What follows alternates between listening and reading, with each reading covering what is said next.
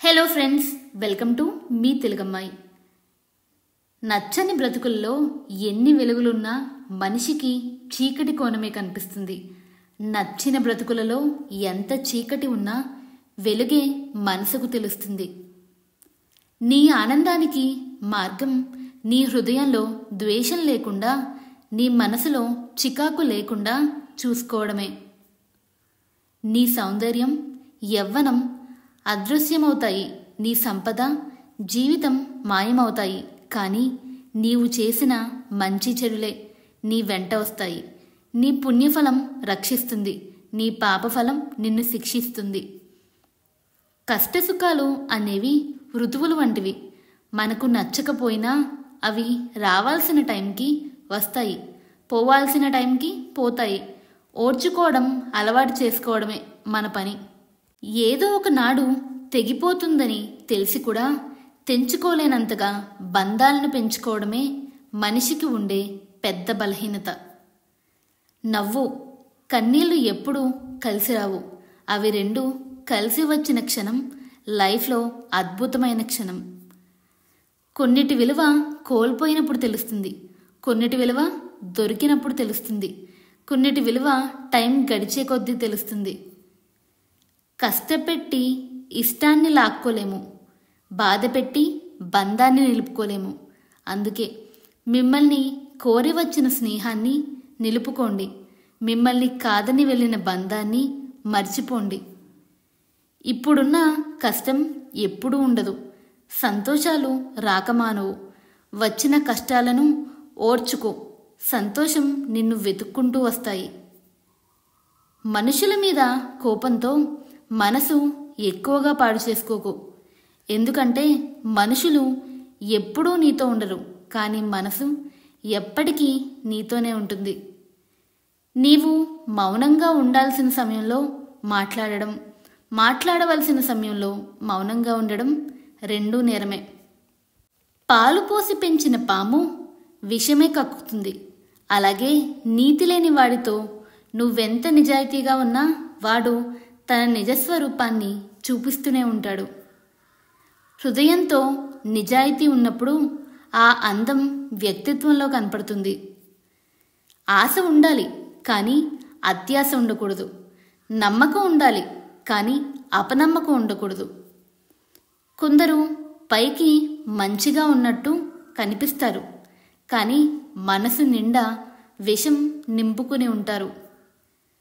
అదృష్టం కావాలనుకుంటే ఎదురు చూడు, అవకాశం కావాలనుకుంటే సృష్టించుకో, కానీ నీ శక్తిని నువ్వు నమ్ముకో.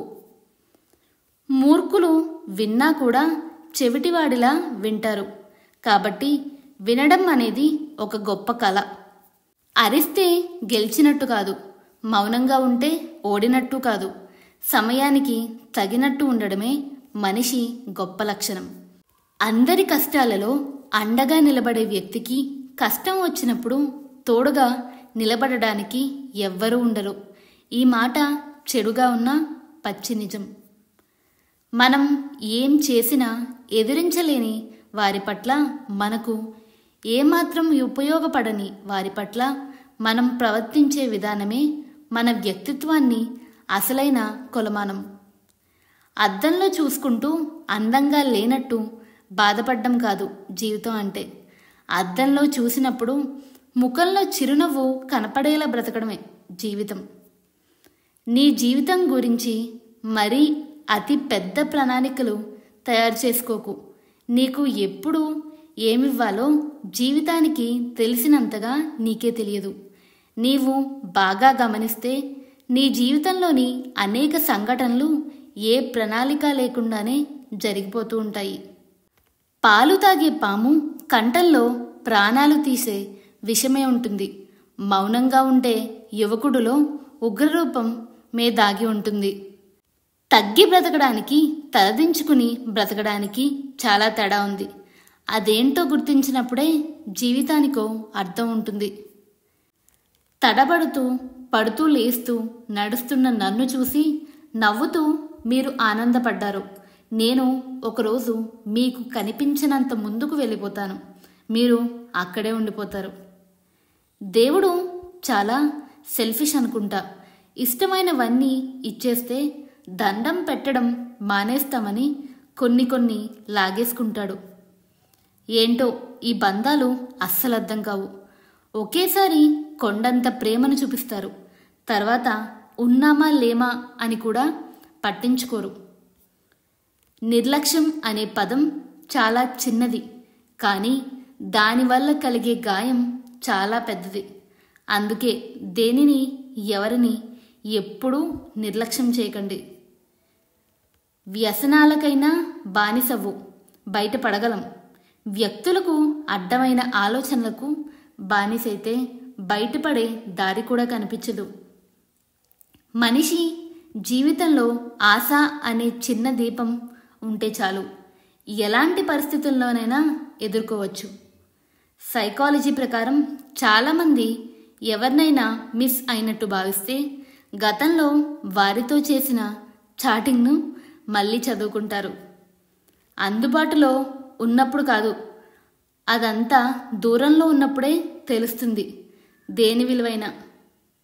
నీతులు చెప్పమంటే 100 చెప్తాము, కానీ నీతిగా నిజాయితీగా రాజకీయాల్లో నిలబడే వాళ్ళకి అండగా నిలబడి ఓటు వేయమంటే మాత్రం వేయలేము. అందరిలో బంధాలు కలుపుకోవడం గొప్ప విషయం కాదు, కలుపుకున్న బంధం నిలుపుకోవడమే గొప్ప విషయం. క్షమించే గుణం, సర్దుకుపోయే తత్వం ఉన్నప్పుడే ఎక్కువ కాలం నిలబడుతుంది ఏ బంధమైనా. నీ జీవితంలో సక్సెస్ అవ్వాలంటే పనికిరాని వాటికి దూరంగా ఉండాలి, లేకపోతే నువ్వు అనుకున్నది కలగానే మిగిలిపోతుంది. గుర్తుపెట్టుకో. తప్పులు చేసే పాడైపోయిన వారికంటే చెప్పుడు మాటలు విని పాడైపోయిన వారే ఎక్కువ. ఎవరో చెప్పింది విని దానిని నిజమని నమ్మి వేరొకరిని నిందించకూడదు. నువ్వు బాగున్నప్పుడు ఓ నలుగురికి సహాయం చెయ్యి. ఒకవేళ నీ పరిస్థితి బాగోలేకపోతే నువ్వు చేసిన సాయమే ప్రతిఫలం రూపంలో నిన్ను ఆదుకుంటుంది. మానవత్వం లేని వారి దగ్గర విలువలు వెతుక్కోవడం అంటే పారేసిన ఎంగిలి ఇస్తరాకుల్లో మెతుకులు వెతుక్కోవడమేమో. మన వ్యక్తిత్వం ఎంత మంచిదైనా ఒక్కోసారి ఓడిపోవాల్సి వస్తుంది. ఆ గొప్పతనం కరిగిపోయే కాలానిదో లేదా మనం నమ్మే మనుషులదో తెలియదు. ప్రపంచంలో ఉన్న పురాణాలన్నీ సమర్థించిన ఒక్క తప్పుని ఒప్పుగా మార్చలేవు. మనశ్శాంతిగా బ్రతకాలి అంటే ఏది ఎక్కువగా తెలుసుకోకూడదు, ఎవరిని ఎక్కువ చదవకూడదు, ఎక్కడా నా సొంతం అనే భావన ఉండకూడదు. అభిమానం సంపాదించడానికి ఆస్తులు అవసరం లేదు, హోదా అంతకన్నా అక్కర్లేదు. మంచివాడు అనిపించుకో చాలు, అందరూ నీకు అభిమానులే అవుతారు.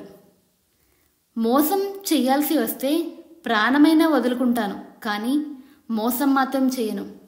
ఇది నా వ్యక్తిత్వం, గుర్తుపెట్టుకో. ఇష్టమైన వారు కోపంతో ఒక మాట అన్నారని తొందరపడి అలిగిపోవద్దు. ఎందుకో తెలుసా, ఇష్టమైన వారు చూపించే కొంచెం కోపంలో కూడా కొండంత ప్రేమ ఉంటుంది.